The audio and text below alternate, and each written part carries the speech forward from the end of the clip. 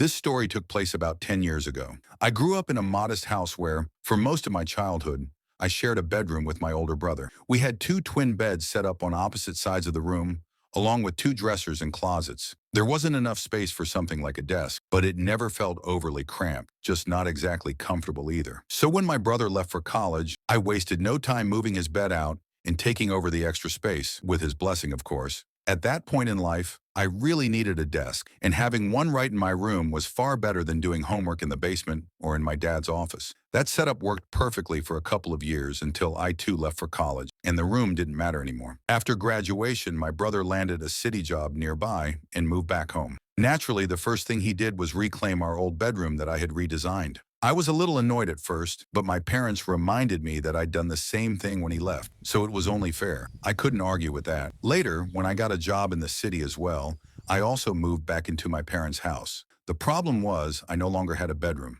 The only option left was the small guest room upstairs, right next to my dad's office. It wasn't great. It was tiny, perched over the garage, so the whole floor shook whenever the garage door opened, and had two corner windows that overlooked the driveway and the side yard. Still, it was private, and I made do with it. One Friday night, I was home alone. My brother was away at a work conference in Baltimore, and my parents were spending the weekend at our shore house. After a long, exhausting day at work, I decided to stay in, order food, and head to bed early. Around 11:30, while lying in bed with a book, I suddenly heard the garage door opening, followed by that familiar vibration through the floor. My heart dropped. Nobody in my family was supposed to be home that night. I jumped up and checked the window. The garage door was wide open, but I couldn't see clearly whether a car had pulled in or not. Grabbing an old baseball bat from the closet, I crept downstairs, trying to convince myself there was a harmless explanation. Maybe my parents had changed plans. Maybe my brother came home early, or maybe the garage door malfunctioned.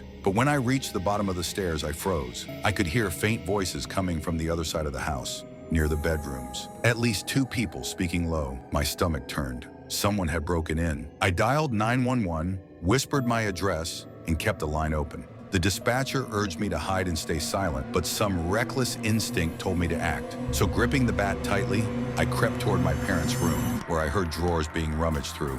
I burst inside shouting, bat raised. Two men spun around in shock. They clearly hadn't expected anyone to be home, much less someone charging at them. I swung hard at the nearest guy, cracking his leg and sending him stumbling. Before I could turn to the second man, he barreled into me, knocking me to the floor. He was bigger and stronger. He wrestled the bat away, then wrapped his hands around my throat, choking me. As I struggled, I noticed the first guy crawling toward us with something shiny in his hand, a knife.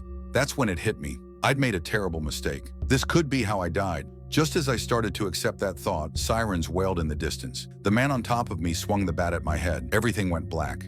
When I came to, a police officer was kneeling beside me. The intruders had fled through the back door when they heard the sirens. I was dazed and had a splitting headache, but I was alive. The paramedics checked me over, though I refused to go to the hospital. The burglars were never caught. My parents installed cameras, alarms, and motion sensors immediately, but one detail kept haunting me. How did they get in? All the doors were locked, and the only way to open the garage was with a wireless button kept inside my car. I never locked my car in the driveway. Whoever those men were, they knew our habits and schedules a little too well.